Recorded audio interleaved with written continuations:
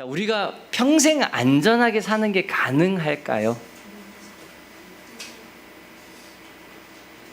평생 안전하게 사는 게 가능할까요? 우리가 이렇게 하나님 앞에 질문을 하면 하나님은 뭐라고 답을 하실까요? 하나님, 우리가 평생 안전하게 사는 것이 가능할까요? 라고 하나님 앞에 질문하면은 하나님은 우리를 향해서 뭐라고 답을 하실까요?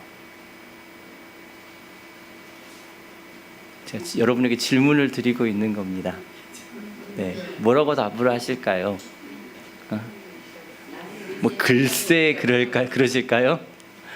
하나님의 답은 이런 것 같습니다. 말씀을 통하여서 알게 된 건데, 너는 안전이 뭐라고 생각하니? 라고 하나님 다시 질문해 보실 것 같으세요. 사랑하는 성도님들이요, 안전이 무엇이라고 생각하십니까? 여러분의 삶에서 안전이라고 하는 것을 여러분이 무엇이라고 정의하느냐에 따라서 우리의 삶이 정말 많이 달라질 것 같은 생각을 합니다. 제가 말씀을 읽어가면서 참 재미있는 것을 발견합니다. 뭘 발견하냐면, 하나님이 생각하시는 안전과 우리가 생각하는 안전이 참 많이 큰 차이가 있다는 것을 알게 됩니다. 우리는 이것을 안전이라고 이야기하는데, 하나님은 또다시 우리를 향해서 가르쳐 주시는 안전이 명확한 것 같습니다. 그래서 거기에 의견 충돌이 있는 것 같아요. 우리는 우리의 삶을 살아가다 가끔 하나님 우리에게 안전하다라고 말씀하시는데, 뜬금없는 일들로 인해서 이게 진짜 하나님 안전한 게 맞나요? 라고 하는 질문을 하는 일들이 되게 많잖아요. 이게 뭐지? 라고 하는 생각이 들 때가 참 많지 않으신가요? 뭐 저한테만 있는 일은 아닐 거 아니냐고요. 제가 늘 삶 가운데서 그런 질문을 해보는 것입니다. 그래서 우리의 시각의 안전함과 하나님이 주시는 안전함, 그 사이에 의견 충돌이 일어나는 것입니다. 자, 오늘 말씀을 통해 가지고 우리의 삶에 어떤 충돌이 존재하는지를 살피려고 합니다. 그리고 하나님의 말씀해 주시는 근거로 안전에 대해서 다시 정리를 해보려고 하는 것입니다. 오늘 우리가 함께 살펴야 하는 말씀은 정말 중요한 말씀입니다. 여러분, 정신을 바짝 차리고, 하나님, 내가 정말 내 일평생 안전하길 원하는데 어떻게 하면 안전할 수 있겠습니까? 라고 질문하면서 이 말씀 안으로 들어갔으면 좋겠습니다. 우리는 우리의 삶 가운데서 거짓 안전함에 속을 때가 되게 많은 것 같습니다. 그래서 오늘 말씀을 딱 한마디로 좀 정리를 해가지고 여러분에게 전달을 해드리고 싶은데, 속지 말고 숙지합시다 라고 이렇게 정리를 하면 어떨까라는 생각이 듭니다. 네, 한번 해볼까요? 속지 말고 숙지합시다. 네, 속지 말고 숙지하는 일을 했으면 좋겠는데, 거짓 안전함에 속지 말고 하나님이 주시는 안전함이 무엇인지를 숙지하는 시간, 하나님께서 우리에게 가르쳐 주는 것이 무엇인지를 명확하게 아는 시간이었으면 좋겠습니다. 우리는 속아서 하나님이 주시는 안전을 숙지하지 못할 때가 우리의 삶 가운데 되게 많은 것 같아요. 그래서 우리의 삶 가운데서 이렇게 기도하면 어떨까라는 생각을 해봅니다. 분별의 영이신 성령님께서 우리에게 오셔서, 우리에게 하나님께서 우리에게 가르쳐 주시는 것을 명확하게 아는 시간이 되게 해주십시오라고 이 시간에 기도했으면 좋겠습니다. 명확한 진리로 우리에게 인도해 주십시오라고 기도했으면 좋겠다라는 생각이 듭니다. 그리고 예수 그리스도의 살아계신 그 은혜로 이 자리에 하나님, 당신의 백성을 가르치셨던 모습으로 우리에게 가르쳐 주옵소서라고 함께 그 소망과 기대함을 같이 가졌으면 좋겠다라는 생각을 해봅니다. 또한 하나님 아버지께서 이곳에 오셔서 우리에게 그 능력의 손길을 펼쳐주셔서 하나님이 우리에게 그 사랑을 가르쳐 주시는 귀한 시간이 되셔서 우리를 붙들어 주시는 시간이 되었으면 좋겠습니다. 요한복음 14장 10절 말씀에 보니까 예수님께서 이렇게 말씀하셨더라고요. 내가 아버지 안에 거하고 아버지는 내 안에 계신 것을 내가 믿지 아니하냐. 내가 너에게 이르는 말은 스스로 하는 것이 아니라 아버지께서 내 안에 계셔서 그의 일을 하시는 것이라. 충분한 진리로 예수님께서 우리를 인도하실 수 있다라고 성경이 분명하게 이야기하고 계십니다. 오늘 말씀 신명기 8장에서는 우리가 안전하게 살게 하기 위해서 우리가 속지 말아야 될 세 가지를 우리에게 가르쳐 주는 것 같습니다. 너희들 분명히 안전하다고 이야기하는데 이 세 가지는 속지 마라 라고 이야기하면서 세 가지를 우리에게 분명하게 가르쳐 주는데, 이제 첫 번째부터 여러분들에게 나눠보려고 합니다. 첫 번째로는 고난이 없어야 한다라고 생각하는 것입니다. 우리가 안전하다라고 이야기하는 것은 고난이 없는 상태라고 생각하는 것 같습니다. 여러분 그렇지 않으세요? 안전하려고 하면은 고난이 없어야 되잖아요. 맞나요? 그런데 성경이 우리에게 되게 재미있는 말씀을, 아주 희한한 말씀을 우리에게 전달을 해주시는데 뭐라고 이야기하시냐면 신명기 8장 2절 상반절 말씀에서 이렇게 이야기합니다. 자, 한번 보십시오. 중요한 말씀입니다. 한번 보시겠습니다. 내 하나님 여호와께서 이 40년 동안에 내게 광야의 길을 걷게 하신 것을 기억하라 라고 이야기합니다. 다시 한번 읽어드릴까요? 내 하나님 여호와께서 이 40년 동안에 내게 광야의 길을 걷게 하신 것을 기억하라 라고 말씀하시는 것입니다. 누가 이스라엘 백성을 40년 동안 광야의 길을 걷게 하셨나요? 뭐라고 성경이 이야기하시는데요? 광야의 길을 걷게 하신 이가 하나님이라고 말씀하시는 것이에요. 광야의 길을 걷게 하시는 것이 여호와 하나님이라고 성경이 우리를 향해서 이야기하고 있는 것입니다. 여러분 광야의 길이 어떤 길인지 아세요? 성경이 광야의 길을 어떻게 표현하고 있는지를 아시냐고요? 광야의 길을 어떻게 표현하고 있는지를 한번 보도록 하겠습니다. 15절 말씀이 이 광야의 길을 표현하고 있는데 어떻게 표현하고 있는지를 보겠습니다. 자, 제가 한번 읽어드리겠습니다.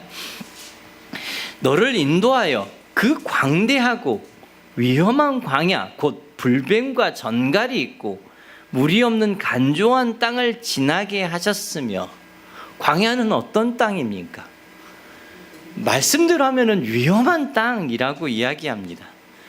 이스라엘 백성을, 하나님이 사랑하신다고 하는 이스라엘 백성을 어디로 인도하시는 거예요? 누가요? 하나님 아버지께서 그 위험한 땅으로 인도하시는 것을 이야기하는 거예요. 그곳에 뭐가 있답니까? 불뱀과 전갈이 있다고 이야기합니다. 위험함을 상징하는, 길을 걸어갈 때 위험함을 상징하는 불뱀과 전갈이 있다고 이야기합니다. 여러분 간조하다는 말이 무슨 말인지 아십니까? 물이 없어서 마른 상태를 이야기하는 것을 이 간조한 상태라고 이야기하는 것입니다. 이곳에서 하나님께서 무엇을 하기를 원하셨는지를 성경이 이야기하시는데 이렇게 이야기하십니다. 신명기 8장 2절과 3절 말씀입니다. 자, 한번 보십시오. 한번 같이 읽어보면 어떨까요? 같이 읽겠습니다. 자, 시작. 내 하나님 여호와께서 이 40년 동안에 내게 광야길을 걷게 하신 것을 기억하라. 이는 너를 낮추시며 너를 시험하사 내 마음이 어떠한지 그 명령을 지키는지 지키지 않는지 알려 하심이라. 너를 낮추시며 너를 줄이게 하시며 또 너도 알지 못하며 내 조상들도 알지 못하던 만나를 내게 먹이신 것은 사람이 떡으로만 사는 것이 아니요 여호와의 입에서 나오는 말씀으로 사는 줄을 내가 알게 하려 하심이라. 누가 광야에 두셨다고요? 여호와 하나님께서 광야에 두셨다고요. 무엇하기 위해서 이스라엘 백성을, 하나님이 사랑하는 백성을 광야에 두셨다고요? 시험하기 위해서, 그리고 가르쳐주기 위해서 그곳에 두셨다라고 성경이 우리에게 이야기합니다. 목마르고 배고프고 부족함을 경험하게 하는 장소인 광야에 당신의 백성을 두셨다라고 성경이 우리에게 이야기하고 있는 것입니다. 믿는 사람들에게 고난이 없어야 한다고요? 그런데 본문의 말씀은 분명히 이야기하고 있습니다. 우리의 삶 가운데 고난이 있다고요? 없다고요? 그게 대답이 쉬우세요? 저는 말씀을 읽어가는데 그 대답이 쉽지가 않더라고요. 하나님, 내가 분명히 아는데 왜 우리를 광야에 두시냐고요. 이 말씀을 읽어가는데 성경의 말씀 중에서 이 말씀은 다 지워버리고 싶었다니까요. 가능하다면 이 말씀을 다 지워버리고 내가 생각하는 안전함은 고난이 없는 상태를 이야기하고 싶은데 성경이 그렇게 우리를 향해서 이야기하고 있지 않다는 것입니다. 지금의 고난도 힘들고요. 아무에게도 말할 수 없는 고통이 내 안에 있고요. 이 고통은 언제 끝나냐고 질문해야 되는 일들이 우리의 삶 가운데 계속 있는데 성경은 그 가운데다가 우리를 향해서 뭐라고 이야기하냐면 그 고난이 여호와 하나님께서 주시는 것이고 그 하나님께서 우리의 삶을 인도해 가는 것 가운데 그 고난이 사라지지 않을 거라고 이야기하고 있는 거라고요. 말씀이 이해가 되세요? 그냥 아멘이 나오세요? 저는 그게 쉽게 이해가 안 되더라고요. 왜 메마름이, 배고픔이, 아픔이 하나님께서부터 나오는 것이냐고요. 이해가 되시냐고요. 도대체 이해가 안 되더라고요. 무엇을 믿으려고 우리를 이곳까지 부르셨는지에 대한 부분들에 대한 질문이 나오더라고요. 그런데 말입니다. 여러분, 예수 그리스도 아세요? 예수님이 어떤 분인지 아시냐고요. 나의 주님이시여 나의 왕이신 하나님을 그 성경이 표현을 하시는데 그 예수님을 뭐라고 성경이 표현하고 계시는지를 아시냐고 여러분에게 묻고 싶습니다. 히브리서 2장 10절 말씀에 보니까 이렇게 이야기합니다. 자, 한번 들어보십시오. 성경이 뭐라고 예수님에 대해서 설교하고 있는지. 그러므로 만물이 그를 위하고 또한 그로 말미암은 이가 많은 아들들을 이끌어 영광에 들어가게 하신 일에 그들의 구원의 창시자 누구를 이야기하는 거죠? 예수님을 이야기하는 거잖아요. 그렇지 않나요? 그 구원의 창시자를 고난을 통하여 온전하게 하심이 합당하도다라고 이야기하는 것입니다. 여러분, 이 말씀이 이해가 되시냐고요? 아니, 우리의 구원의 창시자를 고난을 통해서 완전하게 하신다라고 이야기하는 말씀이 이해가 되시냐고요. 이 말씀을 더 이해하기 쉽게 히브리서에서 다시 표현해 놓은 것이 있어서 여러분에게 말씀을 드리려고 하는데 히브리서 5장 8절 말씀입니다. 제가 이것을 7절부터 읽어드리려고 합니다. 자, 한번 보십시오. 그는 육체에 계실 때 자기를 죽음에서 능히 구원하실 이에게 심한 통곡과 눈물로 간구와 소원을 올렸고 그의 경건하심으로 말미암아 들으심을 얻었느니라. 자, 잘 들어보세요. 그가 아들이시면서도, 누구의 아들이시에요? 하나님의 아들이시면서도 받으신 고난으로 순종함을 배워서라고 이야기합니다. 예수님도 받으셨는데 나는 없어야 된다고 생각하는 거 좀 희한하지 않나요? 제가 그 희한한 생각을 하고 있더라고요. 받으신 고난을 통해서 순종함을 배우신 이가 예수님이십니다. 고난으로 순종함을 배우신 이가 예수님이라고 성경이 우리에게 가르쳐 주시는 것입니다. 고난이 없어야 안전하다고요. 근데 성경은 그렇게 이야기하고 있지 않은 부분들을 이해해야 하는 문제가 아니라 그냥 받아들여야 하는 문제로 우리에게 말씀하고 계시는 것입니다. 우리가 보내신 길을 걸어가는 동안에 우리의 삶 가운데 고난도 있을 수 있습니다. 예수님께서 사역을 시작하십니다. 그 사역의 첫 시작을 시작하면서 나타난 말씀을 보니까 마태복음 4장 1절과 2절 말씀에 이렇게 이야기합니다. 그때 예수께서 성령에게 이끌리어 마귀에게 시험을 받으러 광야로 가사 40일을 밤낮으로 금식한 후에 줄이신지라 라고 이야기합니다.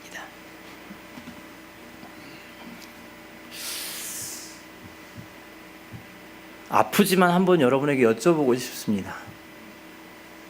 안전함은 고난이 없는 상태를 이야기하는 것입니까? 하나님이 말씀하고 싶은 안전함은 우리가 느끼는 아픔이 없는 상태를 이야기하고 싶은 것일까요? 라고 물어보는 것입니다. 신명기 8장 5절과 6절 말씀에 보니까 이렇게 이야기합니다.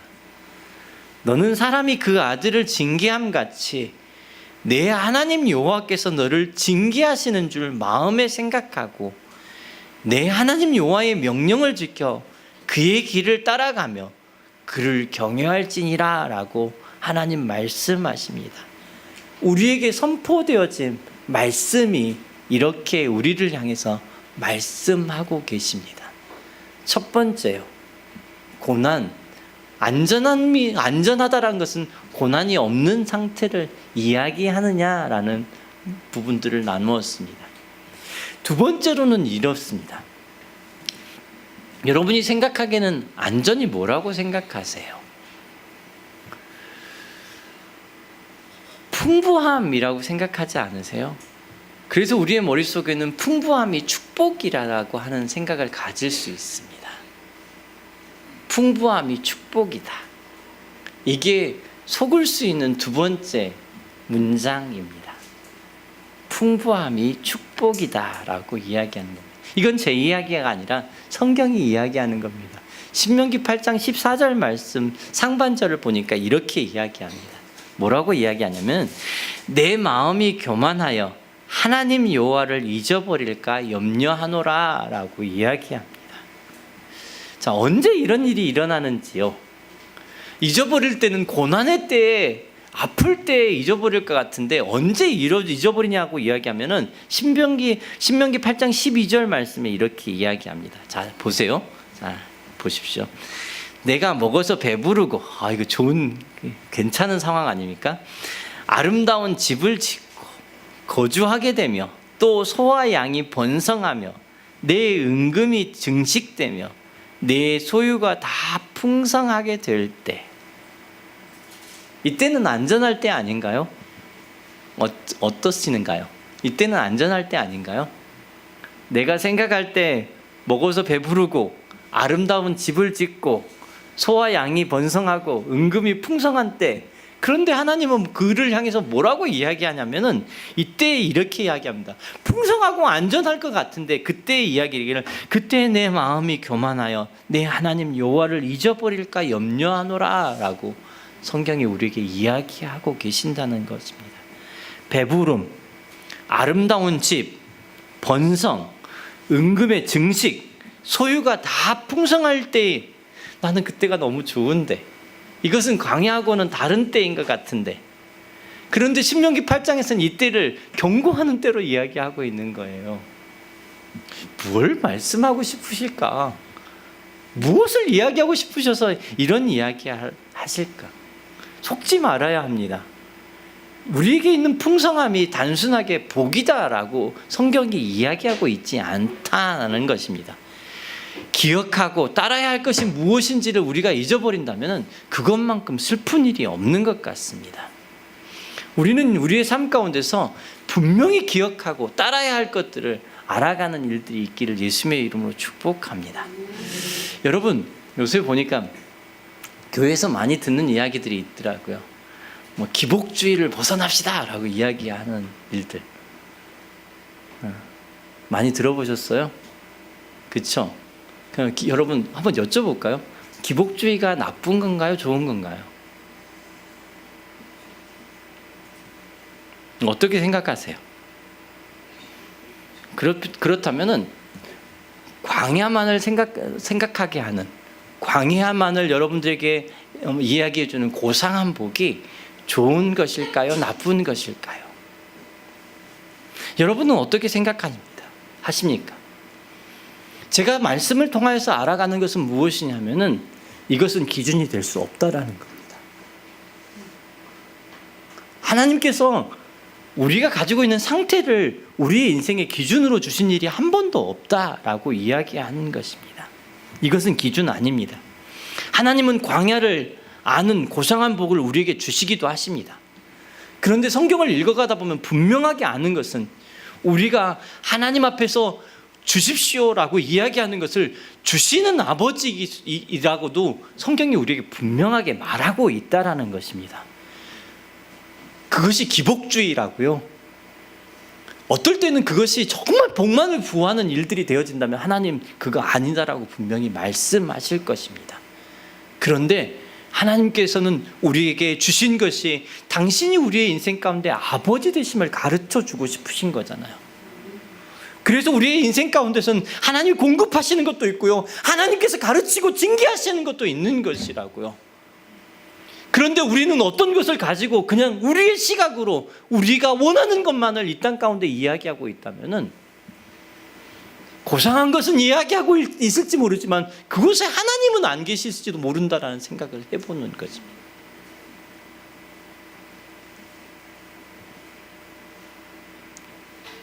사랑하는 성도님들이요, 무엇이 여러분에게 복이고 무엇이 안전함이라고 여러분이 생각하고 우리에게 하나님께서 무엇을 안전함으로 가르쳐주고 계신데, 이 안전함을 찾아가다 보면은 결국 도달해야 되는 곳이 한 단어가 있는데 복이라고 하는 단어입니다.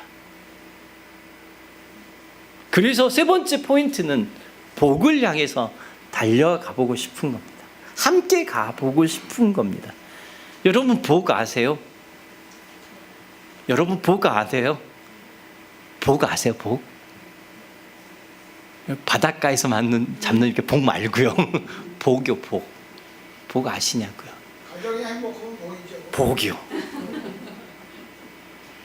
그런데 성경을 보면서 제가 너무 감사한 것이 무엇이냐면은, 하나님이 당신이 만드신 인생을 향해서 이 복을 주기를 엄청 좋아하신다는 것이에요. 그 복을 우리에게 주시는 것을 하나님께서 원하시는 것이라고 성경이 우리에게 이야기하는 거예요. 여러분 정말 그런지 한번 볼까요? 신명기 8장 10절 말씀입니다.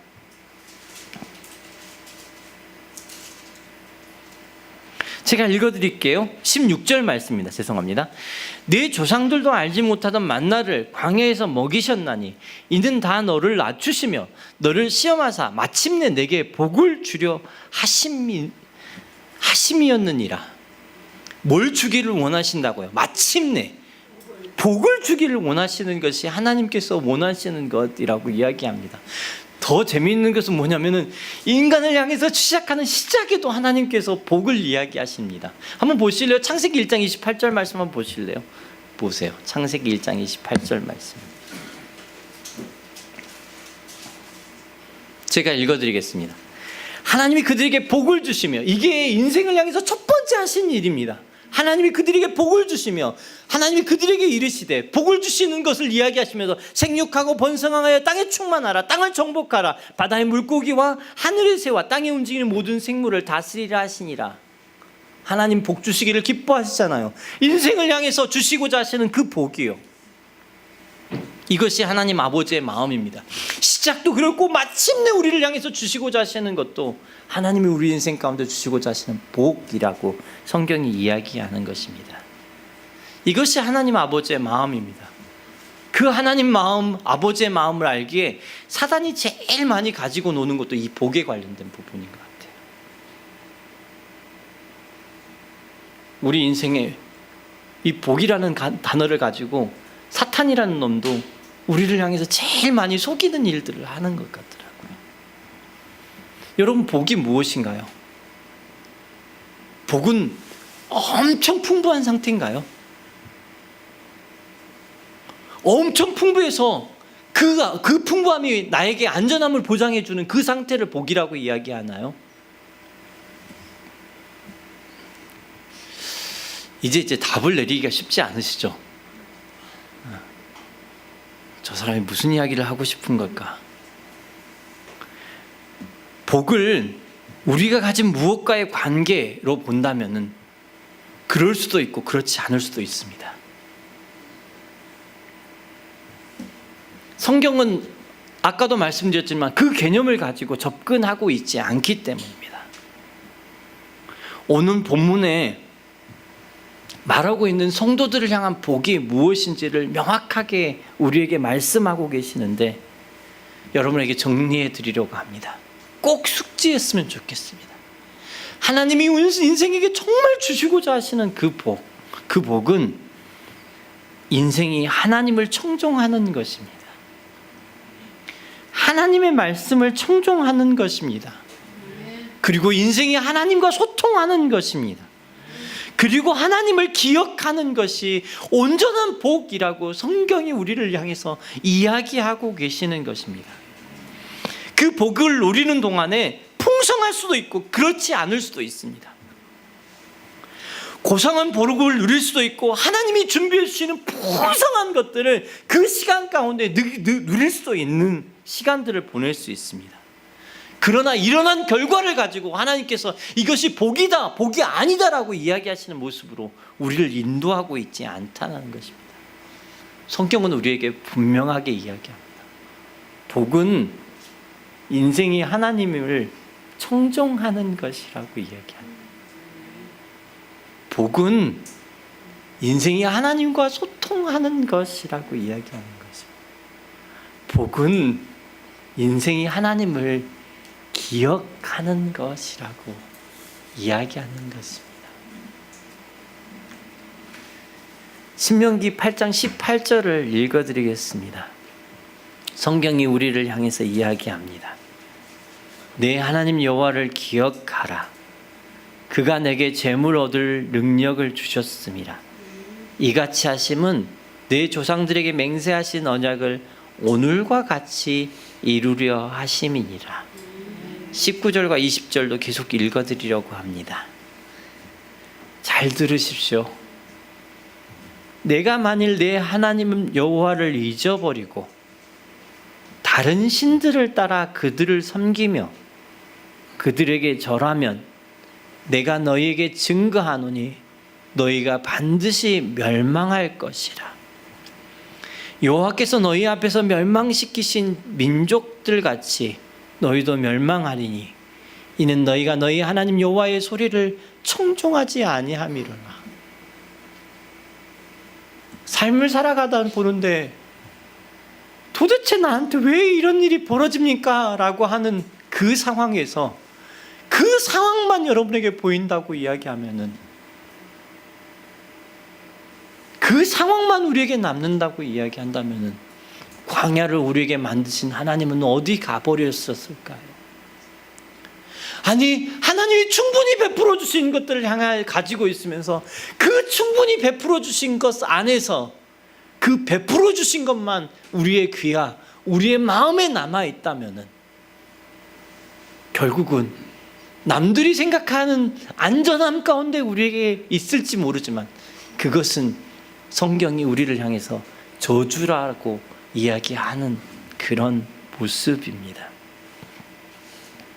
잘못된 그림에 속지 않으셨으면 좋겠습니다.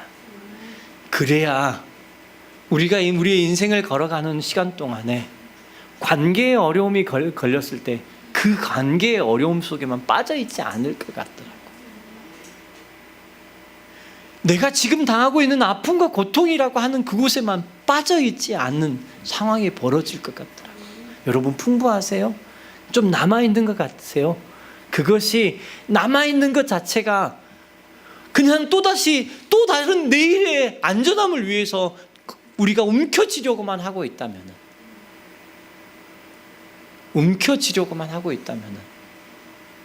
그것만큼 큰 저주는 우리의 인생 가운데 없을 것 같습니다.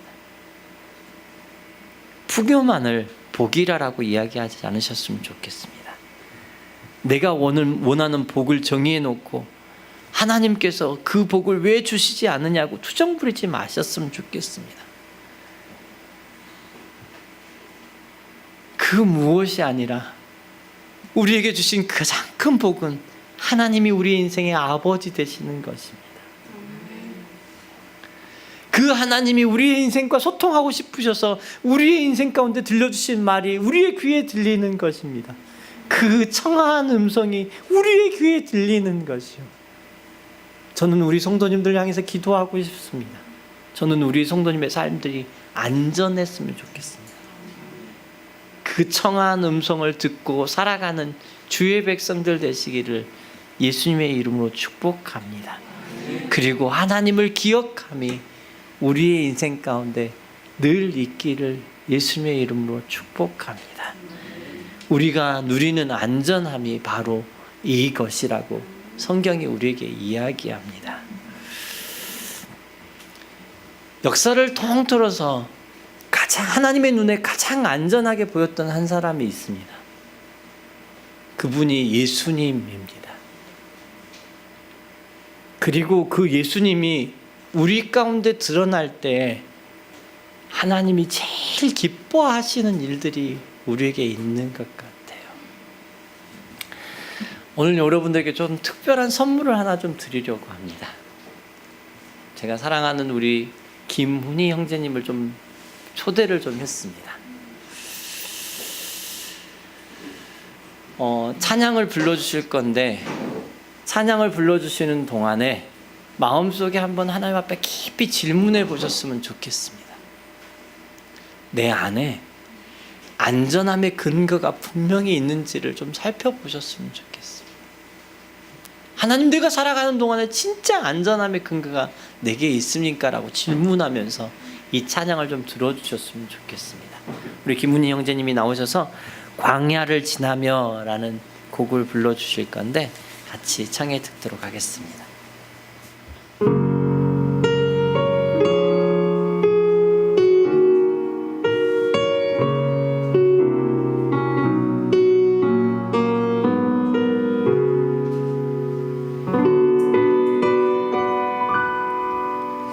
왜 나를 깊은 어둠 속에 홀로 두시는지, 어두운 밤은 왜 그리 길었는지,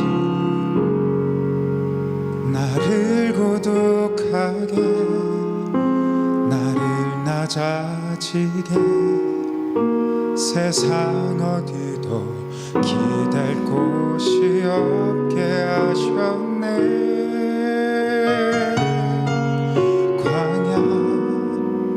광야에 서 있네.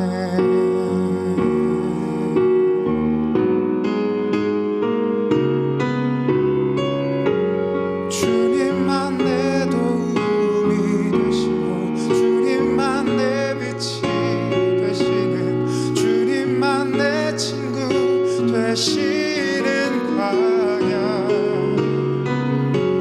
주님 손 놓고는 단 하루도 살 수 없는 곳,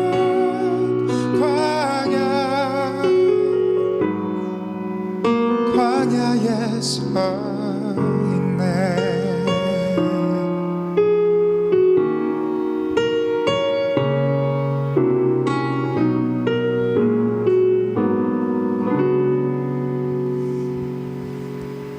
왜 나를 깊은 어둠 속에 홀로 두시는지, 어두운 밤은 왜 그리 길었는지,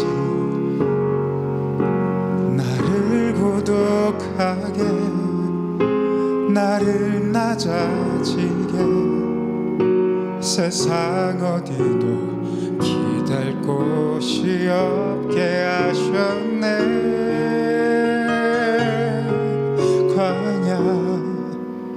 광야에 서 있네.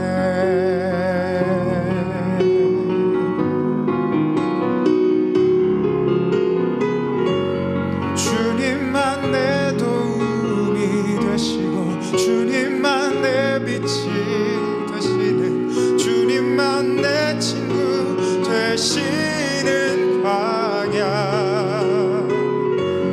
주님 손 놓고는 단 하루도 살 수 없는 곳, 광야.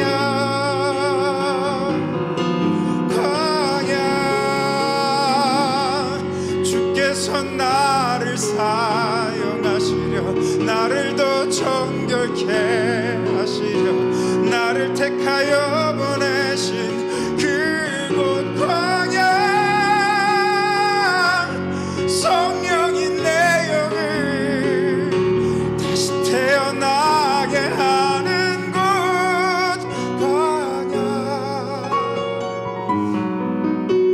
광야에 서 있네.